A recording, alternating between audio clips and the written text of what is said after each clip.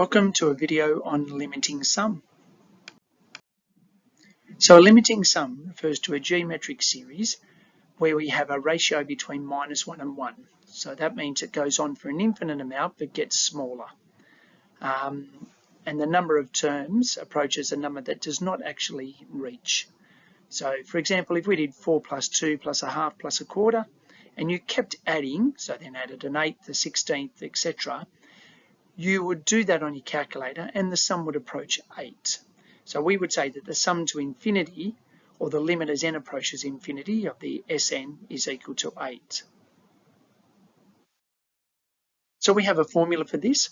So firstly, the ratio must be between -1 and 1. So that's something that we can prove in various examples, and we'll have a look at one a bit later. But the formula is S equals A over 1 minus R. For the example we did before, the A is 4 and the R is a half. So substituting that in, we get the sum to infinity is 8. For the following, we're just going to determine whether we do have a limiting sum exist, and if it does, we're going to find that limiting sum. So for the first one, it does exist because the A is 108 and the R is a third, which is between -1 and 1. So therefore, substituting that in, we get the sum is 162. For the second one, A is 2, R is -2, but R is not between -1 and 1, so there's no limiting sum. And for the third example, A is 40, R is minus a half, so the limiting sum does exist. And when you sub that in, you get 26 over 2/3. Second example, for the following, find the condition that the limiting sum exists, and then we're going to find the limiting sum.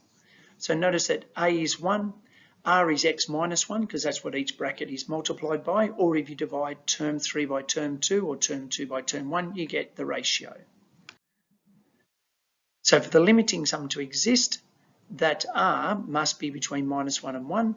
So you get -1 is less than x minus 1 is less than 1. Add 1 to both sides and you get 0 to 2. So the x value must be between 0 and 2 for it to exist. Finding the limiting sum, so we do A over 1 minus R. The A is 1, the R is x minus 1.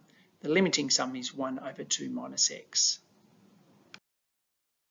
So for our final example, we're going to find the common ratio given that the first term is 8 and the limiting sum is 40. So substituting into our formula, we know that the limiting sum is 40, so that goes on the S side. 8 is our A, so our first term, and we're trying to find the R. So multiplying both sides by 1 minus R or getting a common denominator, both ways gets you 40 outside of 1 minus R equals 8. Expand your brackets and solve for R, and you get R equals 4/5. Thank you.